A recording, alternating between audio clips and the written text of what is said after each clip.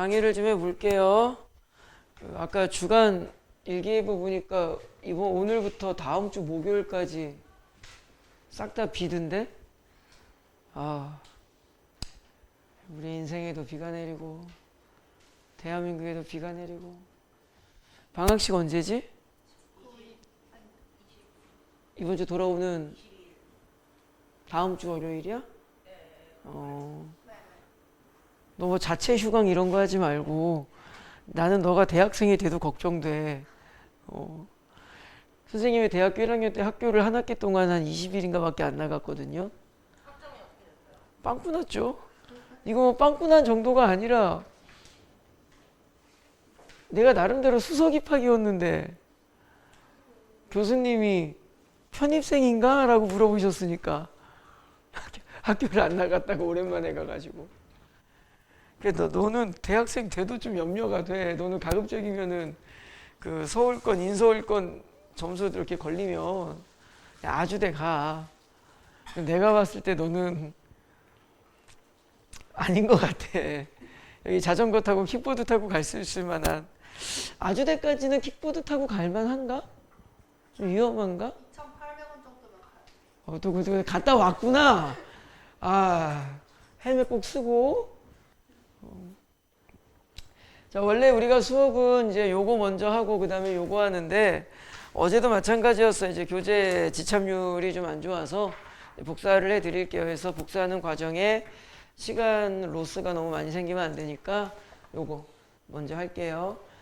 민경아, 이거 어떻게 생겼, 무슨 내용 우리가 수업 진행하고 있는지 알지? 무슨 내용이야? 아니, 이 수업의 목적이 뭐냐고. 그러니까 비문학인데, 진영아, 이 내용이 어떻게 구성되어 있었지? 뭐가 똑같아? 주제가? 그렇죠. 겹쳐 읽기라 그래가지고 수능 완성에 수록되어 있는 비문학을 우리가 한 지문씩 분석하고, 그 다음에 그것과 유사 지문을 이제 두 지문 정도, 없으면 선생님이 가지고 있는 데이터에서 활용할 만한 지문이 없으면 그건 어쩔 수 없고, 있으면 그런 식으로 어떻게 구성되어 있는지 알죠. 그리고 과학 지문은요, 유사 지문이 없어요. 그러니까 예를 들어서 요거 다음에 이제 우리가 돌아오는 토요일에 이제 수능 완성 실전 모의고사 1회분에 세 번째 수록되어 있는 기술 지문을 할 거거든. 그게 풍력 발전기 지문이야. 그럼 선생님이 네이버나 선생님이 가지고 있는 데이터베이스나 백날 뒤져도요, 풍력 발전기를 비문학 지문으로 똑같이 낸 거를 찾는 건 거의 불가능해. 그래서 과학 지문은 그냥 지문의 형태의 유사성을 좀 우리가 연습을 할 거야. 그래서 풍력 발전기 지문 구조가 그 풍력 발전기의 작동 원리를 설명하는 거니까 꼭 풍력 발전기가 아니더라도 어떤 기계적인 작동 원리를 설명하는 지문, 이런 식으로 과학 지문을 연습을 하게 될 거야. 무슨 말인지 이해가 됐지? 나머지는 선생님이 최대한 노력해서 유사 지문을 좀 찾아낼 수 있도록 할 거고요. 그 중에 이제 오늘 하는 거는 실전 1회 사회문화 쪽이고요. 포트넘의 사회적 자본입니다. 그래서 첫 번째 지문은 이제 수능 완성에 있는 지문을 우리가 분석을 할 거고, 뒤에 두 지문이 따라 붙어 있을 건데 이 두 지문이 첫 번째 지문 내용이랑 거의 유사해. 그래서 오늘 여러분들이 뭐도 좀 체감하시면 좋냐면, 수능은 이렇게까지 되진 않지만 오늘 우리가 수업한 지문이 이렇게 수능 완성에 있는 지문을 연습하면 그것과 유사 지문을 연습할 때 이 유사 지문이 거의 80% 정도 이게 유사 내용으로 구성이 될 거야. 지문이 되게 잘 읽힐 거야. 그래서 실제로 9월 모평에서는 거의 유사율을 많이 가지고 오는 그런 느낌을 우리가 한번 연습을 해볼 수도 있고요. 운이 좋다면 수능에서도 좀 유사한 내용으로 비문학 지문을 만들어낼 수 있겠지. 그러니까 수능 특강도 선생님이 이렇게 강의 구성을 여러분들께 해드리면 참 좋은데 그럼 불가항력적으로 좀 어려워요. 지난번에도 말씀드렸지만 요거 하나 만드는데도 5시간 정도 걸려. 자료 찾고 편집하고 한글로 바꾸고 하는데 내가 수업 준비하는데 2시간 걸리고. 근데 수능 특강에 수록된 지문의 개수가 한 80지문 되는데 산술적으로 내가 시간이 안 나와. 그래서 여러분들 내년에는 제가 조교를 뽑아서 그 작업을 할 거니까 내년 좋지. 내년에 우리 모르는 사람이야. 너 길거리 만나서 인삼을 죽여버릴 거야. 민경이는 뭐 조교로 여러분들 수시원서 경쟁률보다 우리 학원 조교 경쟁률이 더 세요. 우리 학원 조교를 선생님이 시급을 일반 어느 직종보다 좀 많이 주는 편이거든. 그리고 뭐 이래 아무튼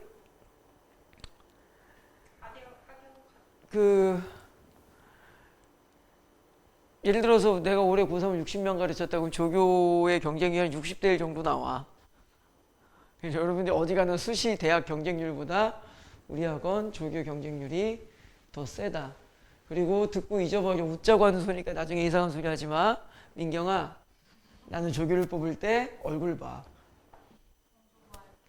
청소부 한다고. 청소 알바 한다고.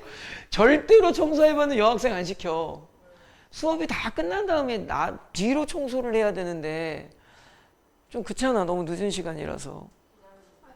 아, 너 청소 끝날 때까지 내가 여기 기다리. 그럼 내가 하지. 야, 전화부 지금 청소 알바 잘생겼다고?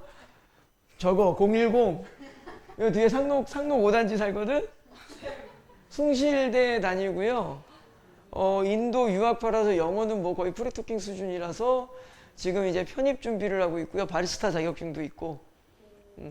여자친구랑 헤어진 지 몇 달 안 돼가지고 약간 아픔의 기억이 남아 있으니까 내가 전화번호 줄 테니까 카톡을 하나 보내. 오빠 기다려줘. 수능 끝나고 우리 한번 만나요. 그 오빠의 걸레질 옆에 제가 물통을 들고 서 있을게요. 뭐 청소 알바 같이 해줄게요. 뭐 이렇게 잘 한번 수업 끝나고 와. 전본이랑 뭐 어떤 신상 프로파일을 다 까드리겠습니다. 너 엄마한 테 가서 얘기하지 마. 그냥 웃자고 한 소리야. 자, 첫 번째 질문 볼게요. 첫 번째 질문을 보고 싶어요. 보고 싶다고요.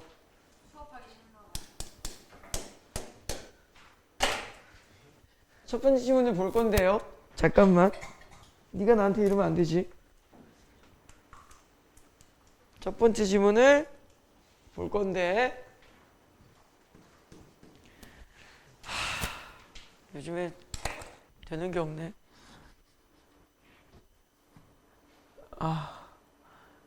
첫 번째 질문을 볼 건데 여러분들 여기 독해도구에다 필기할 만한 내용들 뭔지 알죠? 잘 적으실 거예요. 오늘 독해도구에다가 뭐부터 적으실 거냐면은 독해도구에다가 일단은 오늘 수업의 가장 중요한 핵심 저쪽이죠. 이제 두 개만 적을게요. 여기다 적을까? 그냥 1. 범주화를 연습을 할 건데요. 범주화 중에서도 이제 범주화가 뭔지는 알죠? A라는 대상에 대해서 이런 식으로 나뉘는 거지.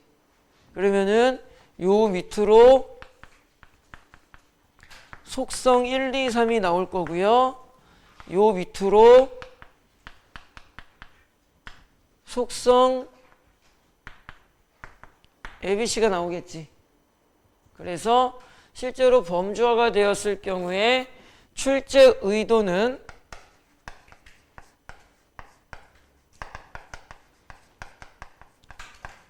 속성의 분류다라고 해서 요 속성과 요 속성의 정보를 잘 나눌 수 있느냐.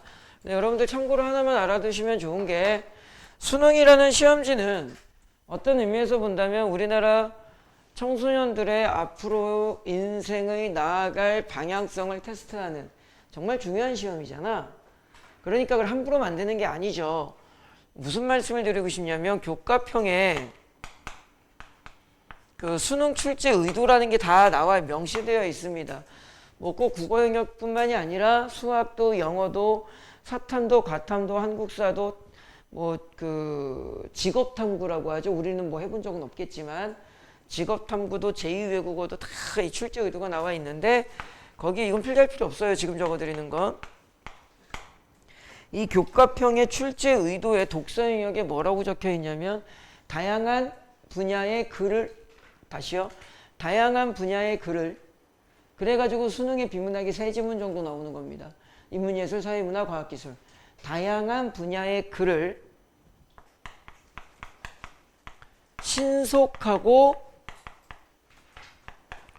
정확하게 처리할 수 있는 능력을 테스트하겠노라 라고 되어 있습니다. 그래서 이게 언뜻 보면 그냥 보편적인 립 서비스 멘트처럼 보일 수는 있겠으나 실제로 우리가 눈여겨볼 단어가 정해져 있는 거고요. 여기에 맞춰가지고 수능의 방향이 나옵니다. 그러니까 보시면은 정학이라고 되어 있죠.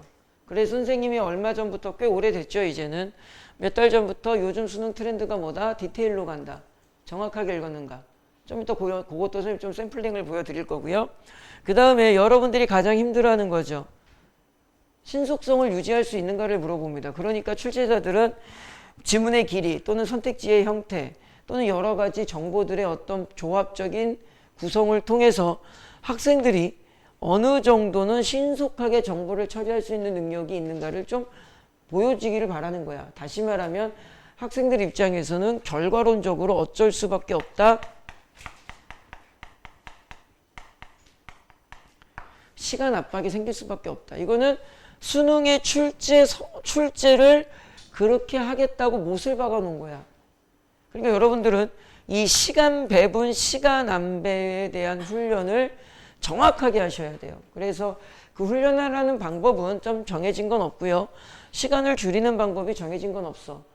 그래도 뭐 이제 선생님이 좀 다양하게 훈련을 시키려고 노력을 하지.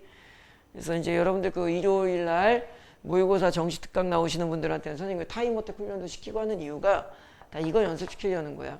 그리고 이거를 현실적으로 가지고 들어온다면 우리가 눈여겨볼 만한 한 가지의 정보가 더 있죠. 정확하게 파악하길 본다. 그럼 요거를 이제 우리는 어떻게 볼 수가 있냐면 세 가지로 볼 수가 있는 겁니다. 정보를 좀 디테일하게 읽었는가를 물어볼 수 있겠죠. 그거 선생님 책상에 올려놓고 가고 서연아 빨리 와! 빨리 와! 우리 간호학과 가야지. 네? 엄마랑 그 선생님 뽑아준 대학 말씀드려봤어? 네. 부모님 엄마가 뭘 하셔? 더 알아보래요. 내가 더 알아볼게. 아유 또 어머니께서 나에게 숙제를 주셨네. 내가 더 알아볼게. 요즘 좀 힘든데 디아블로 랩업도 해야 되는데. 디테일하게 가는 방법은 이제 여러 가지 방법이 있는데 이거 필기하지 마세요. 여기에 좀 이따 다 보여드릴 겁니다. 그 어휘까지도 우리가 좀 디테일의 요소에 넣게 되어 있어. 무슨 말인지 보여드릴게요. 조금 이따가. 그 다음에 정확하게 읽는 방법 두 번째가 어떤 방법이 있을 수 있을까? 이제 문학에서 행위주체라든가 이런 부분들, 그죠? 요건 안 적을게요. 그 다음에 마지막으로 이 정확하게 이제 요 얘기하려는 거예요. 정확하게 읽는가가 바로 요 지문을 가지고 많이 냅니다.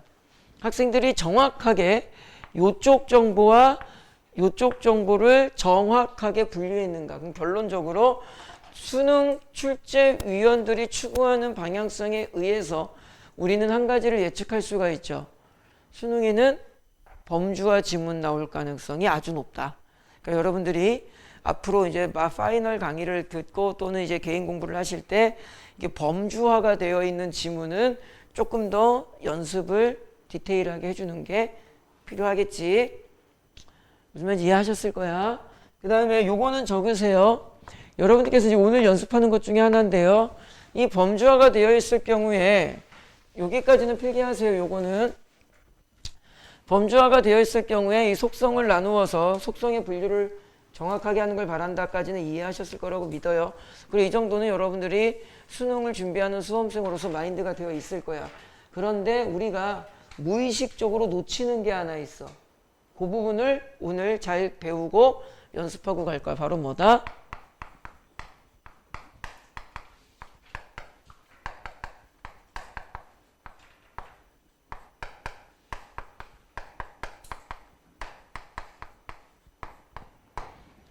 상위 정보 속성에 방심을 주의해라 라고 적어 놓을 거야. 조금 있다가 지문을 통해서 보여드릴 겁니다. 그 다음에 두 번째, 오늘은 요 두 가지가 핵심이에요.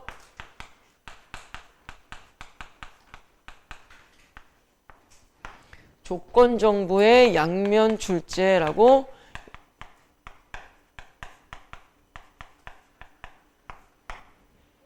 일단 적거만 놓아보세요. 이걸 조금만 살을 붙여드리면 조건이니까 두 가지 구조를 나오거든요. 보통 if A, 만약에 A라면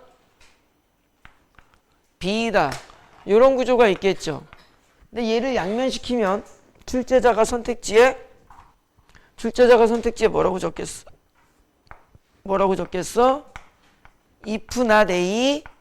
그러면은 진영아, if not A면은 B로 가야 돼, not B로 가야 돼? not B로 가야죠. 그럼 출제자가 이 부분을 건드릴 겁니다. not B로 가는 것이 아니라 그냥 B로 가게끔. 알겠지? 그래서 지문에 나와 있는 조건 정보를 출제자가 뒤집는 케이스가 많다. 근데 이 조건 정보를 찾는 것도 오늘 연습의 중요한 목적입니다. 그 다음에 이런 식의 구문형, 구문도 나와요. 어떤 구문이냐면 A를 위해서는 B가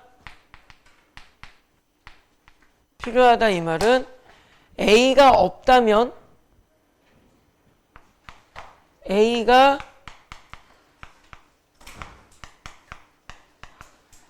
불충족된다면 이거 아직 필기하면 안 되는데 B가 필요 없어진다. 아직 적지 말고 들어야 되는데 참 그런 눈으로 사람을 이거 언뜻 보면 맞을 것 같지? 이 문장에 오류가 있죠. 이거 찾으면은 오늘 선생님 베라를 몇 개 뿌릴 거야. 어제도 몇 개 뿌렸거든. 주로 이제 문학에서 뿌렸는데 한 2명이 받아갔는데 선생님이 집에 가면서 이제 다 쿠폰을 보내주는데 실수로 다른 애도 다 보냈어. 그러니까 선생님 저는 그거 못 맞췄는데요. 그래서 내 기억이 왜곡돼가지고 그냥 오늘 하루 고생한 너에 대한 선물이라고 생각해라 이러고 집에 가서 욕했어. 씨발 내 돈 아까워 이러고. 기억이 좀 왜곡되는 바람에. 그러니까 쉽게 말하면 김민경이 맞췄는데 구민경한테 보낸 거야. 그럼 어떻게 야 보낸 거 토해 그래? 이거 설명하면 바로 내가 베라 보내줌. 이 구문이 잘못된 구문이야. 여러분들이 예전에 제가 이런 말씀 드렸죠. 선생님도 그 유튜브를 보면서 야, 이 사람이 참 임팩트 있게 예를 잘 들었구나 라고 본 게 하나 있어.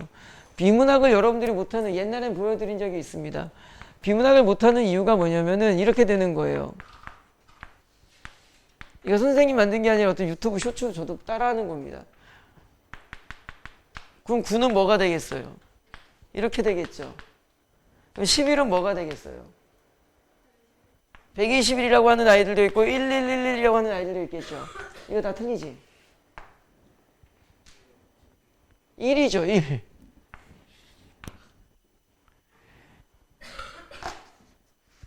속으로 욕했지. 이 새끼 장난질이야 이러고. 국어 영역은 이제 두 가지를 말씀드리면 뭐 그 사람은 이제 이걸 가지고 딴 얘기를 하던데 선생님이 요거를 보여드린 이유가 뭐냐면은 국어 영역은 맥락을 쭉 잡아내려오는 거예요. 텍스트, 언어적 사고력을 물어보는 거기 때문에. 그런데 그 언어적 사고력을 묻기 위해서는요, 우리는 기본적으로 지난 시간부터 연습하는 게 있죠. 문장의 메시지를 깔끔하게 이해해야 돼. 또는 정리하고 잡아내야 돼. 문장으로 보는 거예요. 단어로만 본다면은 뭔가 뭐 맞는 연결처럼 보이지만 문장을 보면은 잘못됐죠. 뭐가 잘못됐어, 민기야? 그렇죠. 순서의 문제야. A를 위해서는 B가 필요하다라는 말은요. 이거 순서상으로 주면 이렇게 돼야죠. B를 가지고 무엇을 만드는 거야? A를 만드는 거니까 A가 불충족되면 B가 필요 없다. 이게 아니야. 그지? 이렇게 서술되면 이건 잘못된 문장이 되는 거야. 이해됐니? B가 있어야 A가 만들어지는데 A가 없으면 B가 필요 없다는 말이 안 되는 거라고. 알겠니? 그 미세한 의미적 차이가 국어 영역에 이제 좀 고통을 주는 요소이긴 하죠. 그러면은 이 부분을 양면시킨다면은 순서를 고려해서 양면을 시켜야죠. 어떻게? B가 불충족되면 A가 성립되지 않는다. 요렇게 써야 양면 서술이 되는 거야. 이해됐니? 이해됐죠? 그래서 일단 요거 두 개 말고 뭐 몇 가지 더 있을 수 있습니다. 근데 오늘의 독해 도구에서는 여기를 중점적으로 좀 보게끔 이제 강의 구성을 했어. 자, 이제 지문을 선생님이랑 읽어볼 건데 우리 지난 시간부터 연습하는 게 있지. 잠깐만. 지난 시간부터 연습하는 게 있죠. 아, 이거 나와야 되는데 왜 안 나와? 잠깐만. 창을 좀 닫았다가 열어볼까?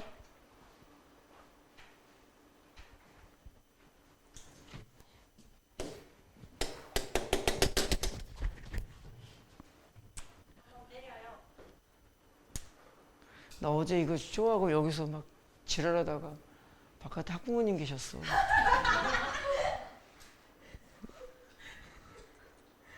내가 지금 웃으면서 얘기하지만 어제는 죽고 싶었어.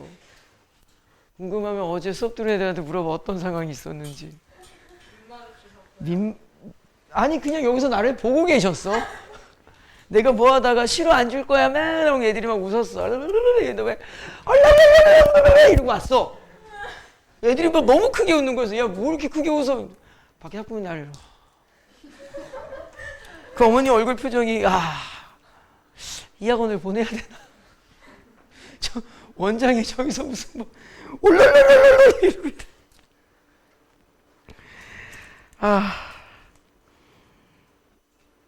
민망해 죽는 줄 알았는데 이게 잠깐 이거 왜 안 되냐 근데 잠깐만요. 이거 나 영상 찍고 있는데 잠깐만.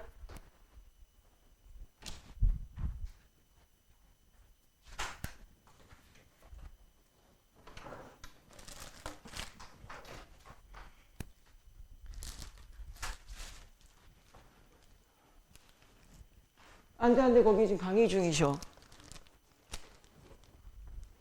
눈 마주쳤어? 강의 아직 안 찍으시는구나. 나는 불화대망하게 됐네. 잠깐만, 이 앞에 이거를 좀 바꿔 껴볼게.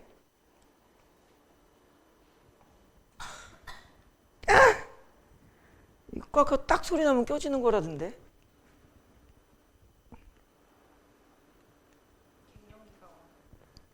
이게 아니라 이쪽 건가?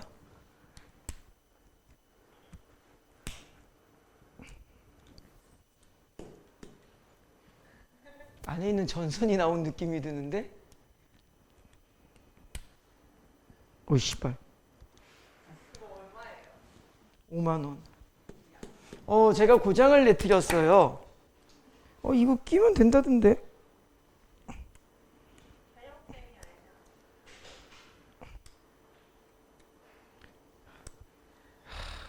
한국 기계는 좀 잘 만들어야지 말이야. 얼른 와. 그 프린트 갖고 가. 자, 그냥 마우스로 할게요. 고장났네. 잠깐만. 이거 또 다시 창을 열어야 되네. 자, 화면 뜰 동안 여러분들 1문단에 마침표 기준으로 사선 한번 그어보세요. 우리 지난 시간부터 연습했었던 거 있죠? 자, 그리고 그 지문은 가와 나 두 글로 되어 있는 사회문학 중에서 이제 주제 통합으로 되어 있습니다. 사선 더 걷니? 1문단만 일단 거보세요. 이왕 긋는 김에 가의 1문단과 나의 1문단을 다 거나 봅니다. 그래서 이제 요령 중에 하나라고 했죠. 주제 통합이 나왔을 경우에 가 1문단 읽고 나 1문단 읽어서 그 둘의 연결고리를 먼저 잡아준다. 자, 1문단을 보시면 집단 행동의 딜레마란 집단 구성원이 공동의 이해가 걸려있는 문제를 스스로 해결하지 못하는 현상으로 무인승차 심리, 즉 타인의 성과에 묻어가려는 심리가 원인이라고 할 수 있다. 여기서 조심해야 되는 것은 일단 개념을 서술하고 있죠. 잠깐만. 야, 마우스 어딨니? 마우스야, 우스야. 넌 절로 가고.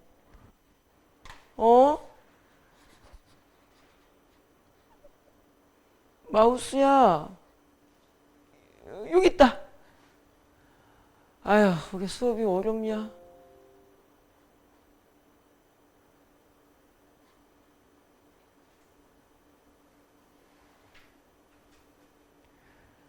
자, 집단 행동의 잠깐만.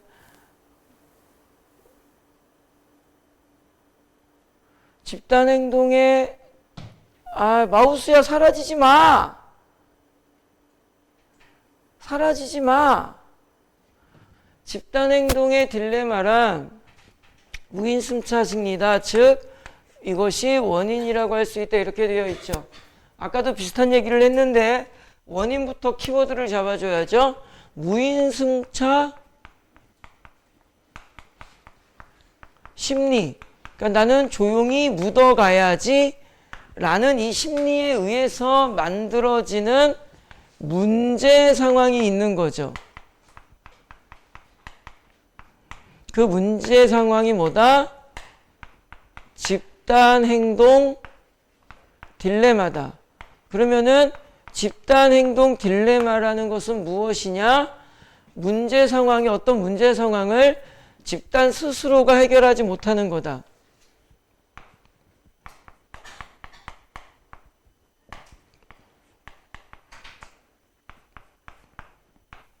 이렇게 되는 거야. 그리고 여기서 우리는 여러분들 여기에다가 요거 이제 이거 좀 지우기 뭐한데 여기 적으시는 데가 어딘지 알죠? 여기도 3번 해가지고 요거는 우리가 수도 없이 많이 이야기한 거. 문제가 나오면 뭐가 나오더라? 해결이 나오더라. 하나만 더 적어줄까요?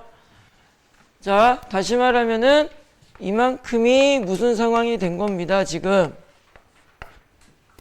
문제 상황이 된 거죠. 우리는 예측을 할 수가 있는 거죠. 해결을 예측할 수 있습니다. 정치학자인 퍼트넘은 이 딜레마를, 앞에서 얘기한 딜레마를 강제력을 가진 제3자의 개입이 아닌, 자, 요거 X. 그리고 우리 지난 시간에 했으니까 안 적을게요. 자, 지금까지 설명한 거 보면은 문제가 나오면 뭐가 따라 나와야 하는데, 해결이 따라 나와야 하는데, 지난 시간에 했었던 거, 뭐뭐가 아니다 라는 이 문장 정보는 출제자가 단순일치로 많이 사용한다. 그러니까 좀 빈출이 된다 라고 이해를 하면 되겠죠. 그래서 해결은 강제력의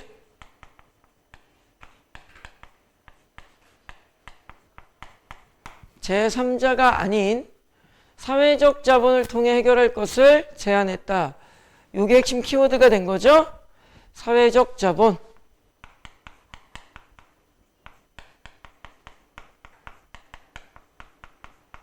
그래서 일단 핵심 문장은 여기에 딴 거야. 사회적 자본으로 무엇을? 집단 행동의 딜레마를 해결해 봅시다. 그럼 다시 말하면 이 사회적 자본을 통하여 무엇을 없애면? 무임승차 심리, 문제의 원인을 없애버리면 되는 거겠지. 그죠? 그는, 여기서 이제 문장을 끊었고요. 그는 사회적 자본을 협력을 촉진시켜주는 것으로 정의하고 호혜성 신뢰 네트워크를 제시했다. 자, 이제 나오죠? 이게 바로 뭐가 된 겁니다. 지금 범주화가 된 거죠. 문제와 해결에서 범주화까지 우리가 잡아낼 수가 있어요. 그러면은 이 사회적 자본의 범주화를 세 가지로 나눠보자. 첫 번째가 호혜성, 그 다음에 조금만 옆으로 신뢰, 그 다음에 네트워크. 그리고 나서 이 부분 짚고 넘어가야겠다. 이번에 상위 정보의 속성에 방심을 주의하라. 다시 말하면 이 사회적 자본의 상위 속성이 하나 있는 거야. 그 상위 속성이 바로 어떤 키워드일까?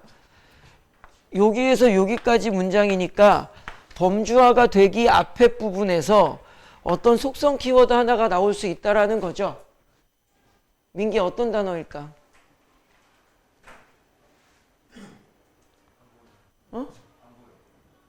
어디 교재를 보시면 돼요. 여기서 여기까지가 사회적 자본의 문장이잖아. 그런데 그 요소로 호혜성 신뢰 네트워크를 제시했다는 범주화니까 이 범주화가 시작되기 앞 정보에서 상위 속성 정보가 하나쯤은 더 나올 수 있는 거라고. 뭘까? 어떤 단어일까? 그렇죠. 협력 촉진이죠.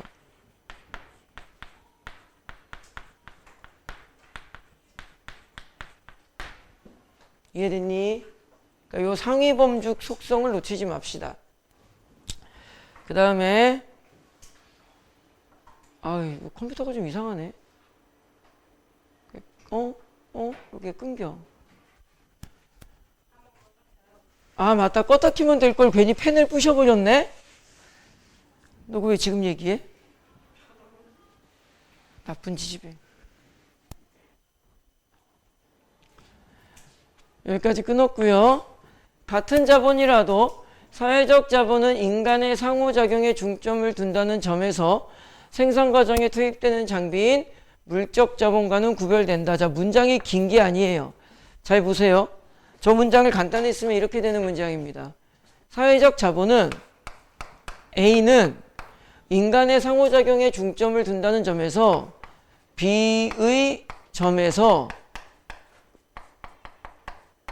생산 과정에 투입되는 장비인 C인 물적 자본과는 구별된다. D와 구별된다지. 그러면 뭐랑 뭐가 구별된다는 거야? 사회적 자본과 물적 자본이 구별되는데 그 구별되는 기준이 인간의 상호작용은 사회적 자본이고 장비, 생산 과정에 투입되는 장비는 물적 자본이다. 요거지 그냥. 그러니까 이렇게 문장을 좀 잡아주면서 읽어야 돼요. 그래서 이 사회적 자본에는 사실은 속성 정보가 하나 더 있는 거지. 뭐가 있는 거야? 인간의 상호작용.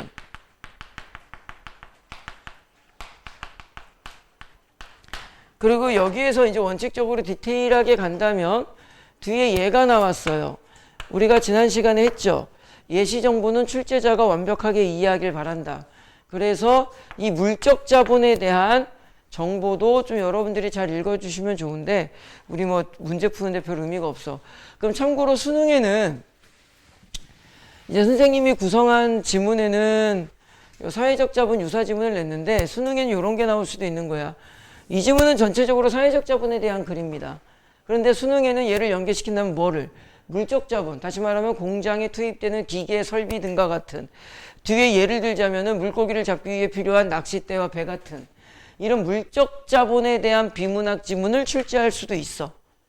근데 뭐 물적 자본 자체는 워낙 쉬운 거니까 여러분들이 잘 이해할 수 있을 거라고 보고요. 자, 이렇게 가해 1문단을 읽은 다음에 이건 개인적 성향이에요. 어디를 읽어보시는 것도 나쁘지 않다. 나의 1문단을 먼저 땡겨서 읽어보는 것도 나쁘지 않다. 자, 물적 자본은 일종의 소모품이므로 사용할수록 경제적 가치가 감소하는 경우가 많지만 하지만 사회적 자본은 역시 사회적 자본이야. 그 자본은 축적된다. 그러면 하지만이니까 여기 선생님이 지금 주황색으로 그린 이 화살표를 기준으로 사회적 자본의 축적이라는 키워드를 잡았다면 이 화살표 앞부분에서 얘랑 대립되는 정보가 하나 있는 거죠. 바로 뭐가 되는 거겠어? 감소가 되는 거겠지. 이렇게 되겠지. 당연히 우리는 물적 자본보다는 글 가해 1문단을 읽었기 때문에 사회적 자본이 더 중요하다는 것은 알아. 그러니까는 여기에다가 적어도 되고 여기에다 적어도 되겠죠. 선생님은 그냥 여기에다 적을게요. 사회적 자본은 뭐가 된다? 축적된다. 그 다음에 집중해야 돼. 지금 또 뭐 할 거냐면 요거 해볼 건데 이 문장의 구조를 볼 수 있어야 돼. 중요한 거야. 그래서 퍼트넘의 사회적 자본 이론에서는 수평적 네트워크가 활성화되면 이게 if야. 요거죠. if A. 보세요. if 수평적 네트워크가 아직 수평적 네트워크가 뭔지 몰라. 그럼 글 가에 나와요. 활성화되면 호혜성과 신뢰도 증진되어 호혜성과 신뢰도가 집중해. 지금부터 졸면 안 돼. 졸면 안 돼. 형성되어 그러면은 호혜성과 신뢰도와 네트워크가 만들어졌으니까 잘 봐봐. 얘네 세 개는 무엇의 하위범주였어? 사회적 자본의 하위범주였죠. 그러니까 얘네가 만들어지니까 사회적 자본의 상위범주 협력이 당연히 어떻게 되겠어? 올라가겠지. 그죠? 그래서 협력이 강화된다라는 말이 된 거야. 그러니까는 수평적 네트워크가 활성화되면 호혜와 신뢰가 형성되고 사회적 자본이 만들어진다. 요 말이겠지. 자, 오늘의 베라 퀴즈. 이거 잘못 가르쳤어. 내가 뭘 하나 잘못했어. 맞추면 바로 베라 쏠게. 속으로 에휴 그냥 내가 사 먹을란다 그러지 말고. 그러니까 비문학을 듣는 강의를 여러분들이 추구하시면 안 돼요. 듣고 생각하는 강의를 하셔야 돼. 진영아, 뭐가 잘못했어 지금? 형성이 안 되고 무너져? 자, 이제 베라 입구까지 갔어. 어떻게 키오스크에 나의 카드를 꼽을 수 있는지 없는지 보자. 형성이 되다 말아? 빨리 아무나 얘기해봐. 은지야.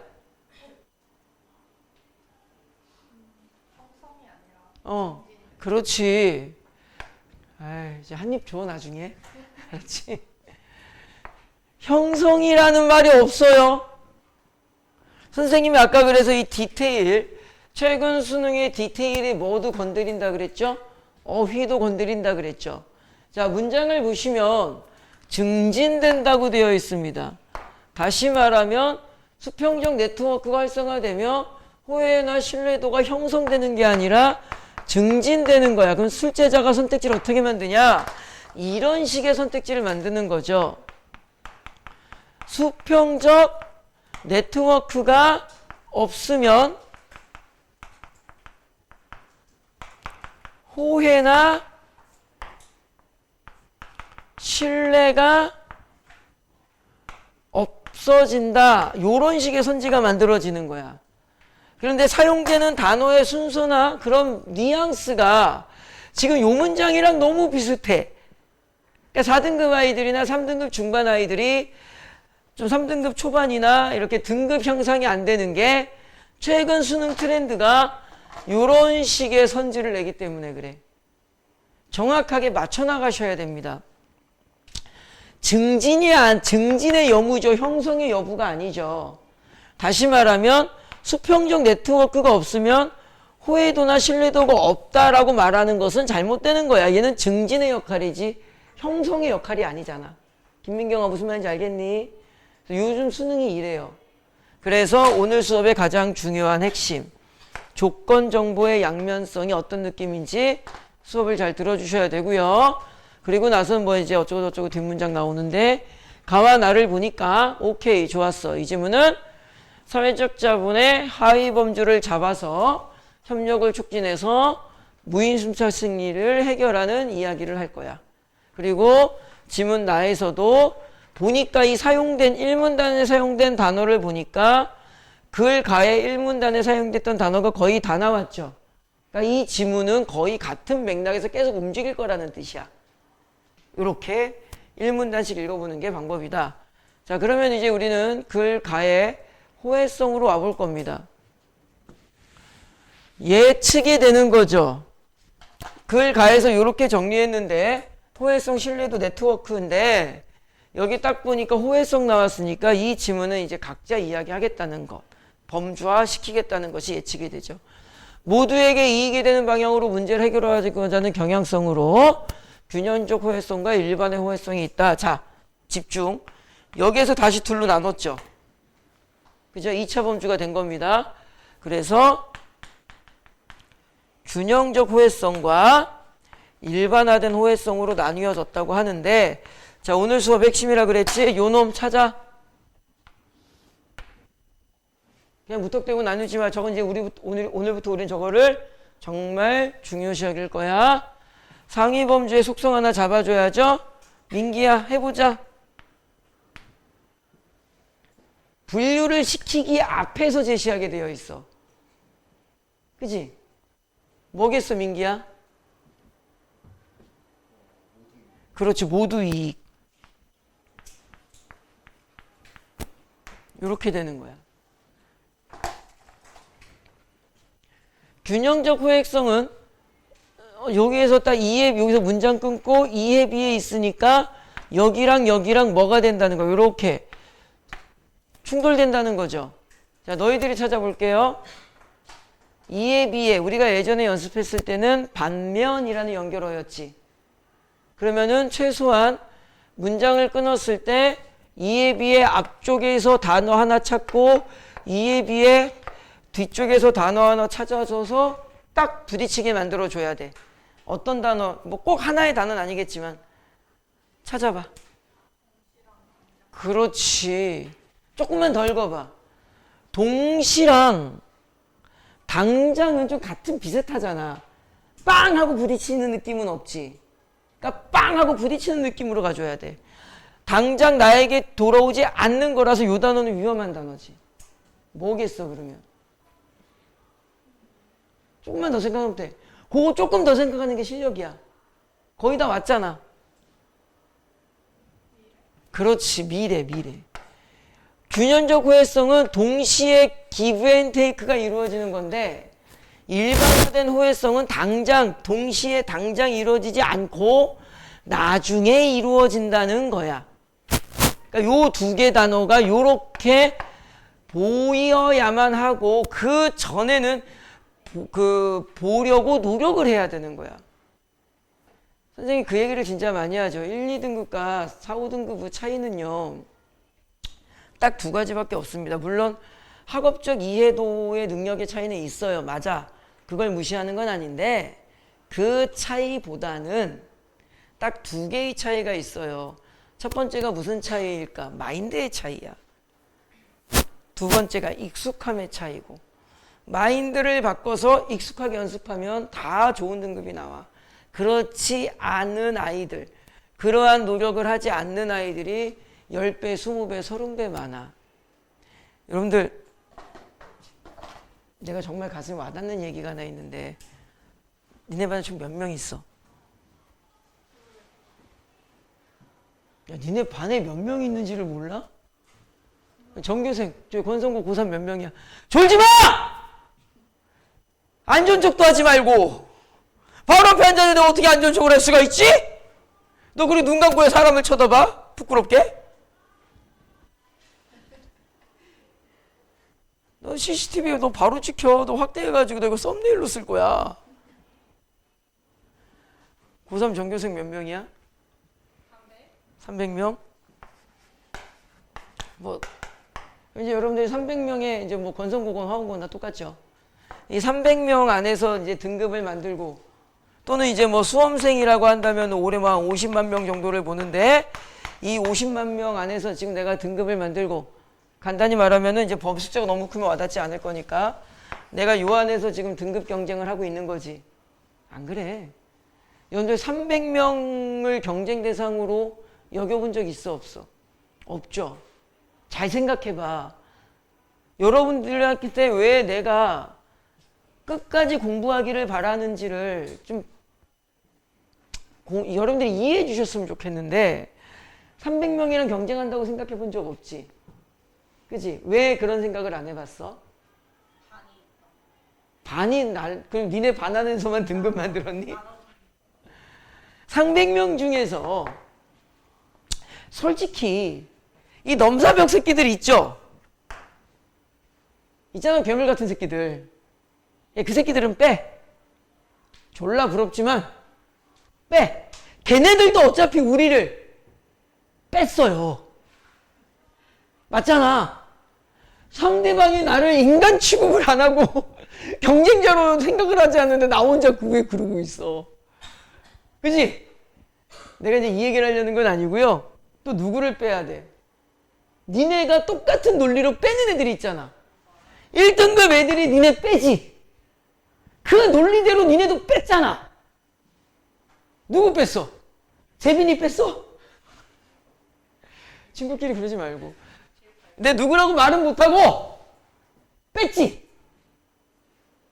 그치? 선생님, 저는 빼는 게 뒤로 몇 명 없는데 그러지 말고 뒤에도 뺐죠? 그럼 실제로 너희들이 경쟁하는 거는 그 나머지 여기서 경쟁하죠? 맞잖아. 근데 여기서 경쟁해? 요 안에 있는 애들이 정말 다 열심히 공부해? 안 하지? 적당히 하는 애들, 그냥 재능충으로 버티는 애들, 매달리는 애들 있지? 맞지? 너희들 요만큼만 경쟁하는 거야. 이 매달리는 애들이랑. 얘네들끼리의 리그인 거야. 수능도 마찬가지야. 그러니까는 내가 뭐 그렇게 경쟁해야 되는 아이들이 많은 게 아니에요. 그 몇을 내가 그 안에서만 이겨내면 되는 거라고. 근데 너희들이 점점점 어디로 가? 봉사정신과 희생정신과 배려심과 공동체의식이 좋아서 이쪽으로 먼저 가. 내가 너의 발판이 되어줘. 왜 자기 인생을 그렇게 사냐고. 무슨 말인지 이해할 거야. 자기 자신을 초라하게 만들지 맙시다. 할 수 있는 문제를 못한다고 밀어내는 게 어리석은 거지. 이거 할 수 있는 거잖아. 이런 대립점을. 그죠? 그 다음에 뒤를 좀 더 읽으면은요. 일반화된 호혜성이 통용되어야 무임승차 심리를 억제할 수 있다고 보았다. 그러면은 퍼트넘은 여기가 이제 동시고 여기가 이제 미래인데 요 놈을 가지고 해결해야 된다고 한 거죠. 이렇게 된 거지. 됐죠? 자, 그럼 그 다음 문단으로 가보면은 이제 신뢰에 대한 문단이 나오는데 마찬가지로 오늘 수업의 목적 상위 키워드를 좀 먼저 보겠습니다. 뭐가 있을까요? 예측, 일관 이런 거가 되겠지. 그죠? 신뢰란 뭐다? 예측하는 거고 일관적인 것을 기대하는 거야. 우린 그걸 믿음이라고 하잖아. 저 친구는 이럴 거야. 과거에 그랬으니까 앞으로도 이럴 거야. 나는 그 친구를 믿어. 이렇게 되는 거지. 맞잖아. 두터운 신뢰는 오랫동안, 엷은 신뢰는 이거 너무 쉽죠. 이 문장은 제낄 거고요. 두터운 신뢰엔 배타적인 문제점이 있다고 해요. 그러니까는 엷은 신뢰가 필요하여 협력이 촉진된다. 협력 촉진 상위 범주를 잡은 거였잖아. 그러니까는 간단하게 저 부분을 정리하면은 신뢰에는 두터운 신뢰가 있고요.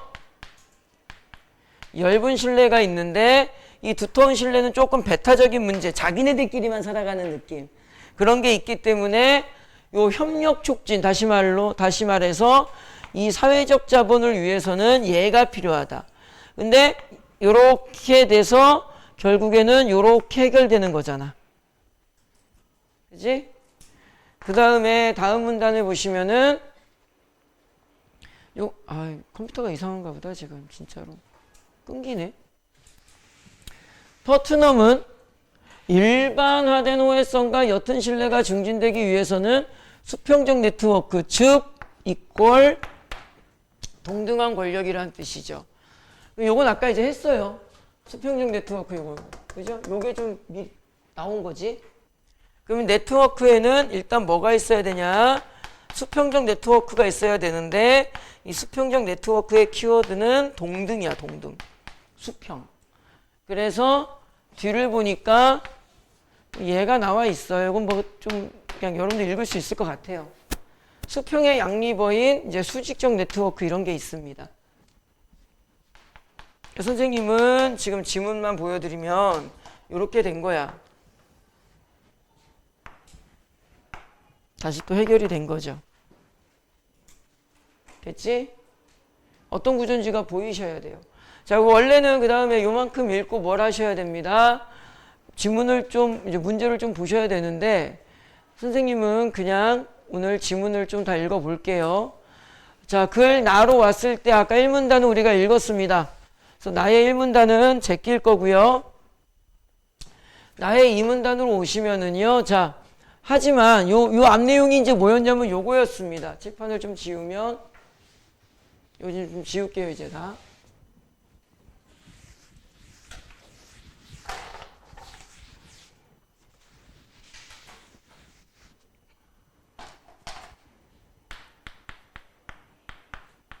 자, 요 내용이었죠.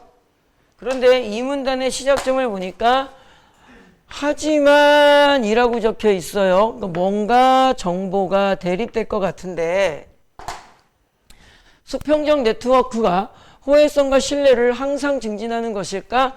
자, 이거 독해도구에다가 적으시면 좋겠죠. 독해도구에다가 4번이라고 적어놓고 4번인지 5번인지 모르겠네. 당연한 겁니다. 자, 진영아, 질문이 나오면 뭐가 나올까? 대답이 나오겠죠? 당연한 말이죠. 그럼 진영아, 약간 이건 뉘앙스의 문제인데요. 진영아, 요 문장 봐봐. 하지만 수평적 네트워크가 호혜성과 신뢰를 항상 증진하는 것일까? 뒤에 답이 좀 느낌이 오지? 항상 증진한다고 나올 것 같아? 안 한다고 나올 것 같아? 안 한다고 나올 것 같죠? 약간 뉘앙스가 있어요, 사실 비문학이라는 게. 먼저 사회학자 뉴턴의 이미 요 단어 지적이라는 단어, 다시 말하면 뉴턴이 뭐 했어? 지적을 했어. 이 말은 뉴턴은 퍼트넘이 이야기한 주장에 조금 반감을 또는 반대 의견을 가지게 될 거야. 수평적 네트워크화에서 자, 요것도 이제 어디로 갈 거냐면은 조건 정보로 갈 겁니다. 수평적 네트워크에서 공공의 이익보다 개별 집단의 이익을 우선시해버리면 안 된다, 망한다, 요게 또 예가 나오고요. 게다가 혜택이 불균형하면 신뢰가 낮아질 수 있다. 자, 두 가지를 이야기했어. 뉴턴은 두 가지를 이야기했는데 첫 번째 무슨 얘기였냐면은 개별 이익을 중시 여기든가 두 번째 혜택이 불균형할 경우에는 호혜성과 신뢰도가 증진되지 않는다라고 되어 있는데 여기 잠깐 보시면은 혜택이 불균형하면 신뢰 수준이 낮아진다 그랬으니까 이 문장을 봐봐. 수평적 네트워크가 활성화되면 호혜성과 신뢰도가 증진된다라고 포트넘 이야기하니까 뉴턴이 뭐라고 한 거야? 문장을 잘 봐. 조건은 안 건드렸어요. 수평적 네트워크 하에서 요 조건은 안 건드렸어. 요게 항상 일어나진 않는다는 뜻이지. 그지? 그러니까는 혜택이 불균형할 경우에는 뭐가? 신뢰가 무너질 수 있다야. 조건 정보죠. 그 혜택이 불균형하다가 무슨 정보가 되는 거야? 조건 정보가 되는 거야. 됐니?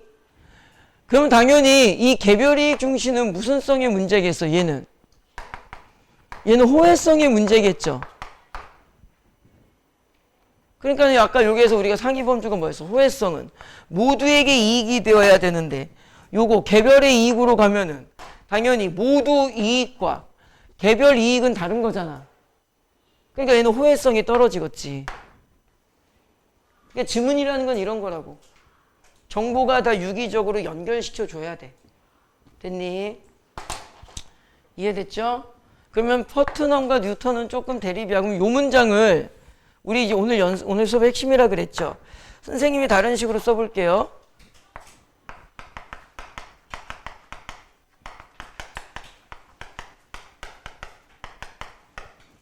개별보다 공공을 중시하고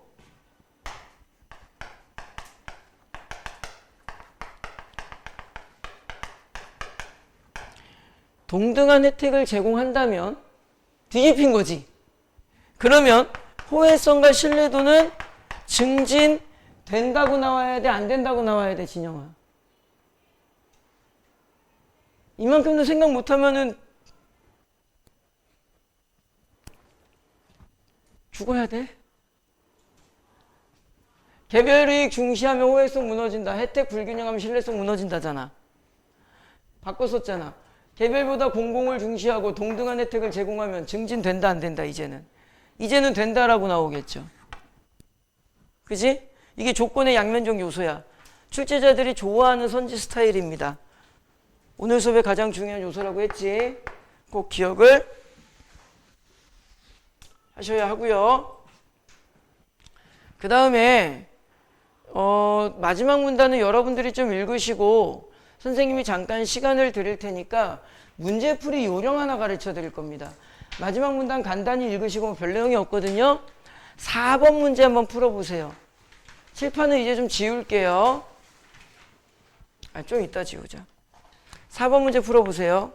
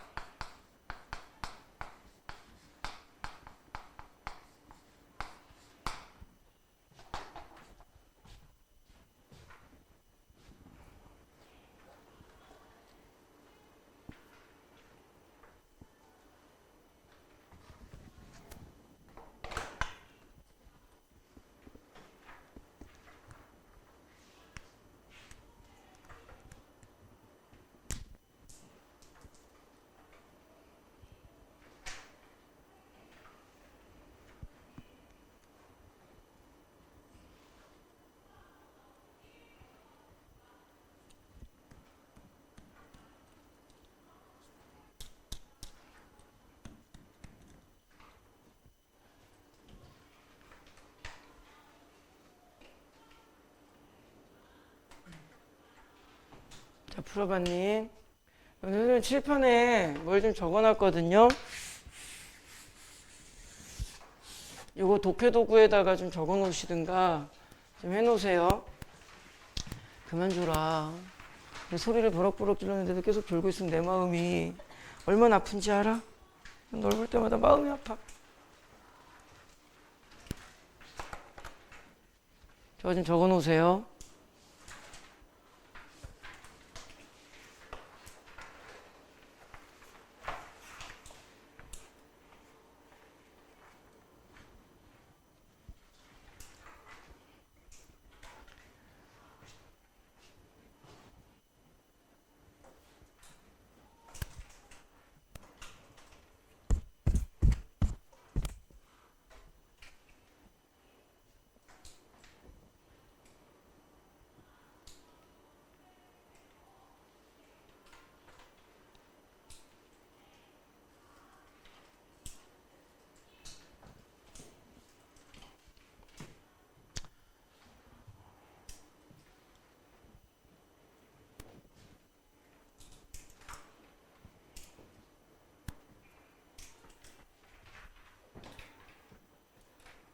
자, 다 적으셨을까요?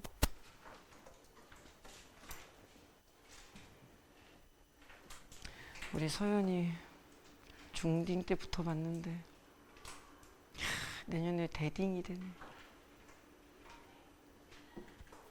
김민경아, 다 적었어? 우리 민경이 1학년 1학기 중간고사 끝나고 이마트에서 날 만난 게 엊그제 같은데 조만간 수능 끝나고 만나겠네. 자, 4번 문제가 요구조죠. 포트너의 관점을 바탕으로 니은에 반박해라. 관점 비판 문항이고요. A의 관점에서 B를 반박하라. 이런 식으로 나올 거고요. 또는 A의 관점에서라는 말은 빼고요. 그냥 B를 반박하라 이러고 나올 겁니다. 여기에 맞춰서 푸시면 돼요. 자, 앞쪽은 일치성으로 가는 거고요. 뒤쪽은 뒤집기로 가는 거야. 자, 그럼 선생님이랑 저 부분을 풀기 전에 요 니은을 잠깐 먼저 볼게요. 독립한 지 얼마 되지 않은 신생국가를 구성하는 시민들은 그 사회 또는 국가 발전을 위해 협력의 가능성이 낮다. 협력의 가능성이 낮다. 핵심 정보 뒤집기. 핵심 정보가 협력 못한다죠. 간단하게. 협력 못한다죠. 뒤집으면은 협력.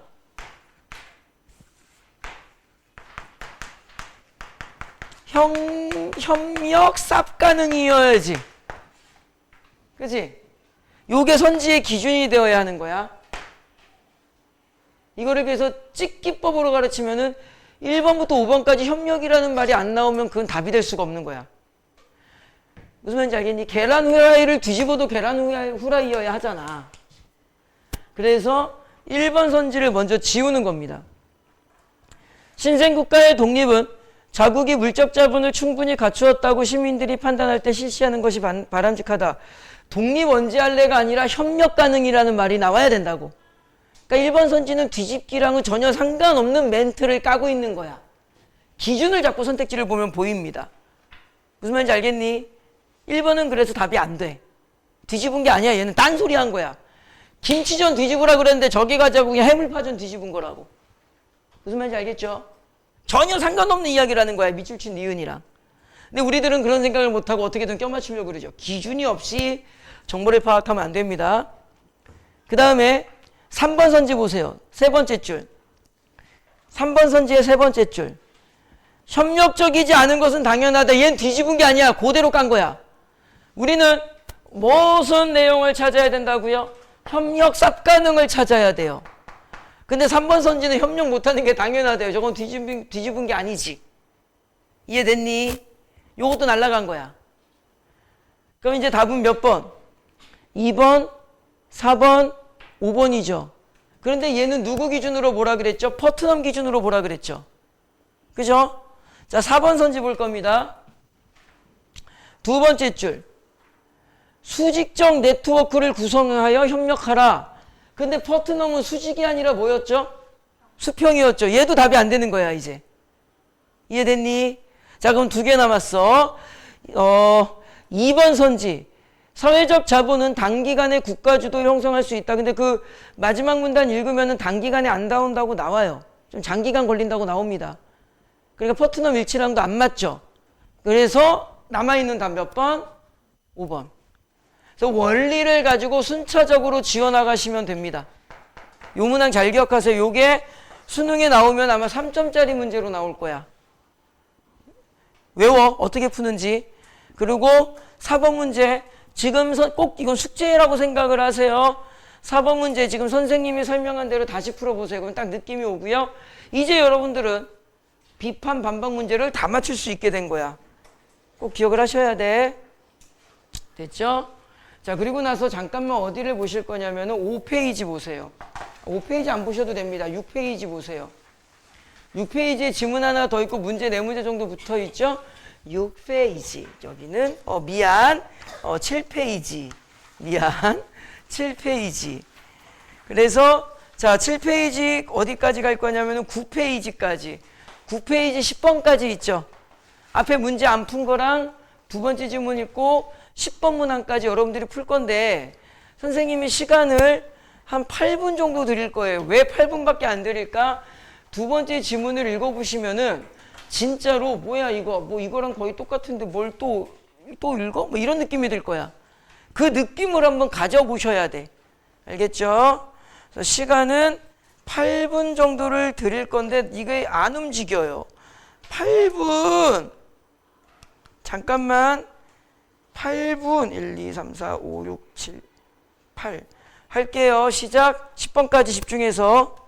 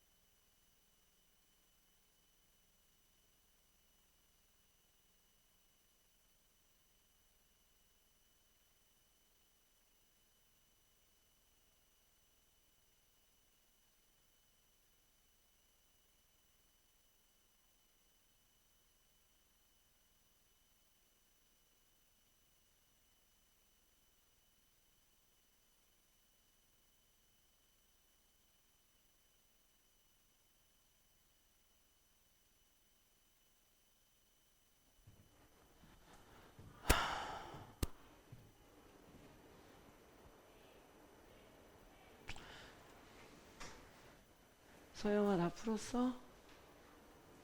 대충 지문은 좀 다 보고 했죠? 시간이 좀 관리를 해야 돼서 같이 좀 볼게요. 뭐 일찍 푸신 분들도 있는데 일단 우리가 확실하게 짚고 넘어가야 되는 거 하나만 할게요. 두 번째 지문이 어땠어, 서연아? 앞에 있는 지문이랑 완전히 동떨어지였니? 비슷하죠? 구월모평 스타일이 이래요. 그러니까 해볼만 합니다. 그런데 세 지문이 다 이렇게 나오냐?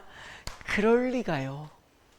그런데 우리가 이런 생각을 해볼까? 한 지문만이라도 시끄러. 한 지문만이라도 구모나 수능에 여러분들이 지금 읽으셨던 두 번째 지문 느낌처럼만 와준다면 야, 요거 할만하겠지. 그죠? 그래서 우리가 겹쳐 읽기를 하는 거라고. 아까 말씀드렸듯이 수능 특강도 제가 이렇게 해드리면 참 좋지만 불강력이었어요. 네, 다시 한번 말씀드리는데 약간 일종의 그 천주교 성당에서의 그 고해성사 같은 건데 나는 학원 강사고 돈을 벌기 위해서 학생들을 가르쳐.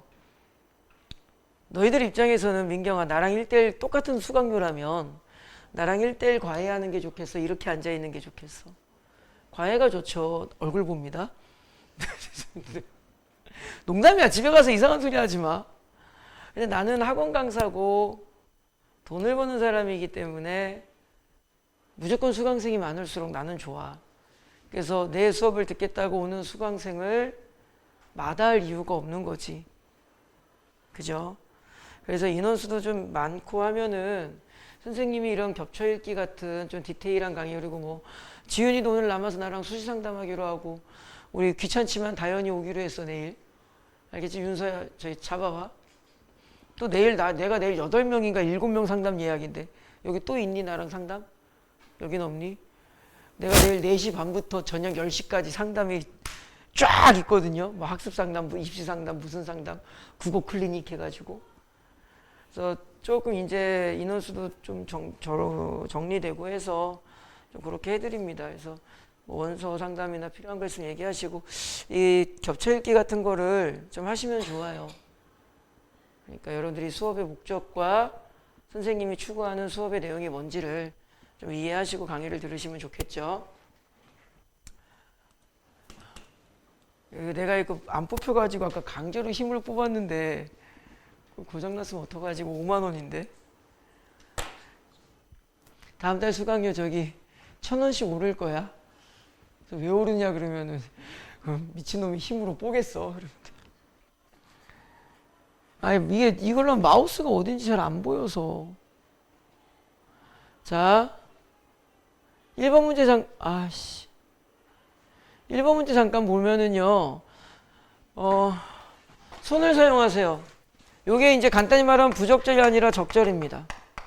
그러니까 이런 식으로 손을 사용하세요. 되게 헷갈려요. 나중에 이런 문제들 푸시면. 그래서 나 같은 경우는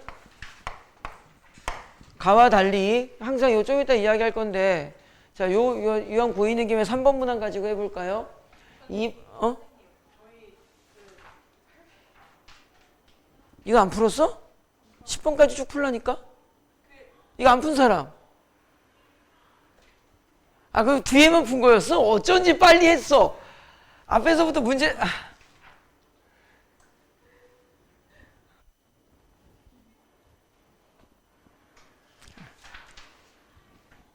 그냥 할게.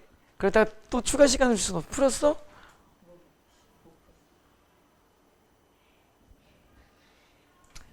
갈래. 이씨. 민기 풀었어? 푼 사람! 내가 설명을 좀 잘못했나? 10번까지 풀라는 게, 그 뒷지문 10번까지 풀라는 걸로 이해를 했구나. 우리 사이가 그래. 전달도 못하고, 이해도 못하고. 경찬이는 그래도 나랑 1시간이면 3년인데 풀었지? 나가. 시간이 없었어? 수능도 시간이 얼마 안 남았어. 아이씨. 그냥 강의할게. 여러분들 이제 요 선택지도 마찬가지인데요. 일반화된 호혜성은 항상 이 습관을 가지세요. 균형적 호혜성과 달리 꺽쇠로 끊어내는 거. 그럼 3번 선지도 여기서 이렇게 끊어지겠죠. 그 다음에 5번 선지는 이렇게 되겠죠.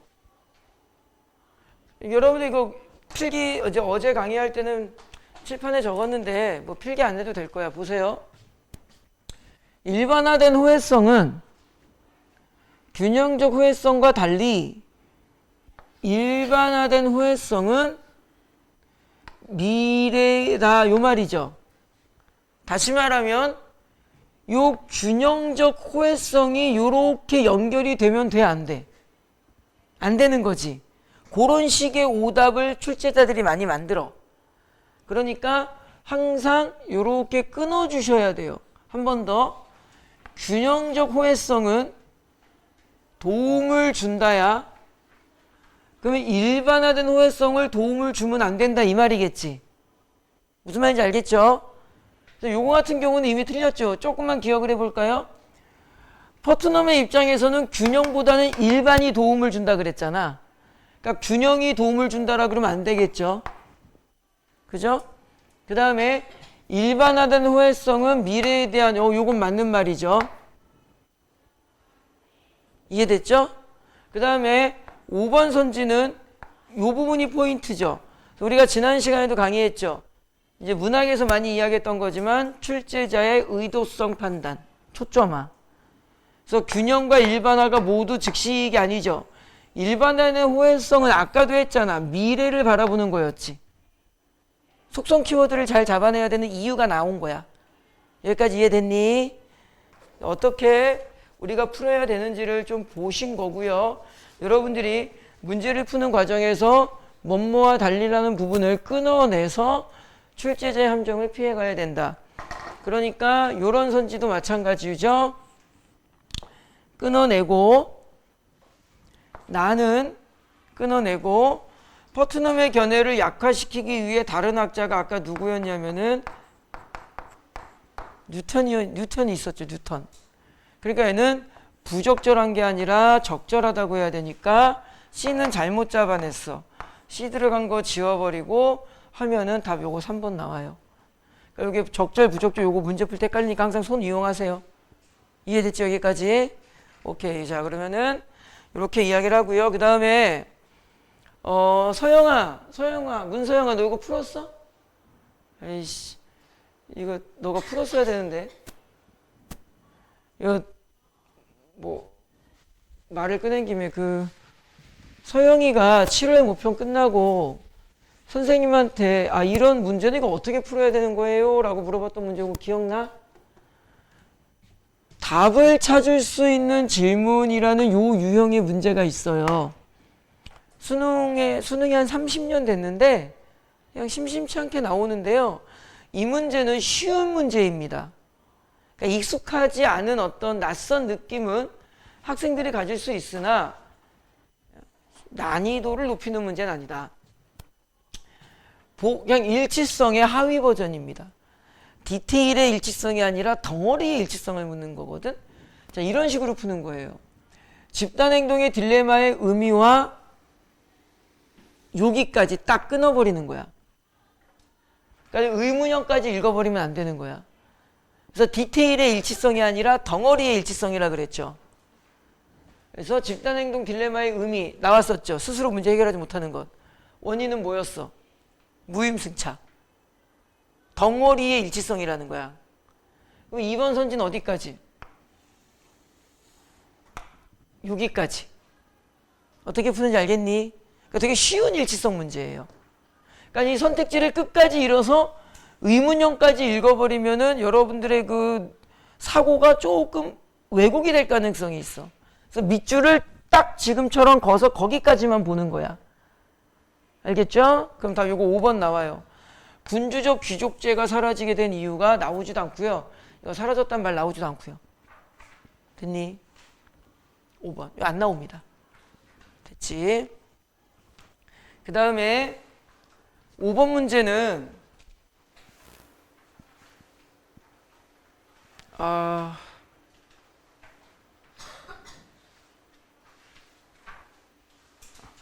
5번 문제는 간단히만 여러분들 글 가해 1문단 좀 잠깐 읽어보세요. 글 가해 1문단. 빨리 속독으로 읽어봐. 가해 1문단. 속독으로 읽어봐. 글 가해 1문단.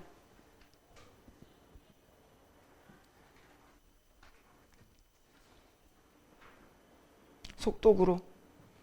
자, 집단행동 딜레마 설명했죠. 무임승차가 원인이라고 설명을 했고요. 퍼트넘이 그것을 해결하기 위해서는 사회적 자본을 활용하자고 나왔죠. 그런데 아까도 잠깐 독해도구로 말씀드린 게 있죠. 뭐가 아닌 사회적 도구였어.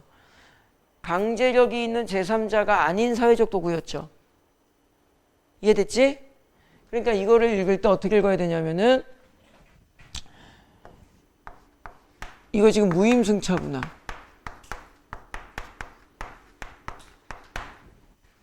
집단행동의 딜레마구나. 그 다음에 담임선생님이 뭐야? 강제력의 제3자구나. 뭘 가르치고 있는지 알겠죠? 지문 보기를 읽었을 때 지문으로 붙이는 걸 연습하셔야 돼. 반대로 공부하라 그랬죠. 못 붙인다. 그 문제 못 풀어요. 알겠니? 요렇게 하시면은 요거 답 이제 3번 쉽게 나올 겁니다. 3번은 사실 그냥 간단하게 설명하면은요. 두터운 신뢰는 사회통합 유예다. 틀렸죠? 요걸로만도 설명할 수 있죠. 퍼트넘은 두터운 신뢰가 아니라 뭐였어? 얇은 신뢰였지. 왜 선생님이 핵심어를 잘 보고 문제를 풀려고 하는지 이해를 하셔야 돼. 이런 느낌으로 가면은요. 비문학 14문제 중에 최소 11문제는 무조건 맞춘다고 본다. 어휘까지 포함한 문제긴 하지만 여기 지금 4등급 대학생분들 스스로에게 고민해봐. 일정 시간 안에 정해진 시간 안에 내가 독서 영역을 11문제를 맞출 수만 있다면 여러분들의 등급은 지금 상상하는 그 원하는 등급이 무조건 나올 거야. 무조건 나올 거야. 할 수 있기 때문에 가르쳐 드리는 거야. 일단은 연결시킨다. 기억하시고 6번 답은 3번이고요. 그 다음에 아까 이야기로 돌아갈게요. 자, 7페이지, 8페이지를 보시면 지문 읽을 때 구민경은 어땠어? 비슷했죠? 그 느낌을 좀 기억을 하자. 그래서 여러분들이 수능 완성은 저랑 다 이렇게 할 겁니다. 아, 진영이 존다! 우와, 존다! 존다, 존다, 존다! 논술 개망해버려라! 이씨. 집에 가서 엄마한테 이러지 마. 선생 새끼가 저주를 퍼부었어, 그러고. 야, 내가 망하라 그래서 망하진 않을 거야. 나는 허경영이 아니에요. 그런 능력이 없어요. 졸지 말고. 수능 완성은 저랑 이렇게 겹쳐 읽기를 연습해 볼 거고요. 수능 특강을 좀 다시 한번 복습을 하는 것도 필요합니다. 알겠지? 수능 특강 다 풀어봤어? 그렇죠? 예. 아이고. 자, 지문은 안 읽을게요. 요 지문은. 거의 다 겹치죠? 뭐 문제도 비스코무리하죠. 사실 솔직히. 그래서 요거는 그냥 해설조도 다 나와 있으니까 선생님이 설명할 만한 거는 다 설명했다고 보고요. 9번 문제 답이 4번이거든요. 9번 문제 틀리신 분은 기억하세요. 해설을 절대 보시면 안 됩니다. 9번에 4번에 선생님이 동그라미 치라는 낱말을 동그라미 칠 겁니다. 사과, 위험 감수. 됐니? 그 두 개만 가지고 4번이 왜 틀렸는지를 고민해 보세요. 여기 문제 답을 푸신 분들은 아마 무슨 말인지 알 거야. 절대로 해설 보시면 안 돼.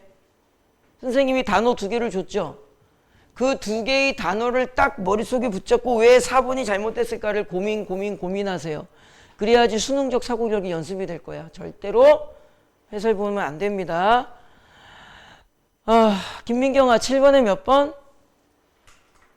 못 풀었어? 뒤에 해설이 상당히 잘 나왔어요. 여러분들이 좀 보고 참고하시고요. 마지막 10번 문제만. 이게 다 문제 풀면서 내가 어이가 없어가지고. 10번도 못 풀었어? 뭐 했니? 민기야, 10번에 답 몇 번이야? 이거 왜 1번이야?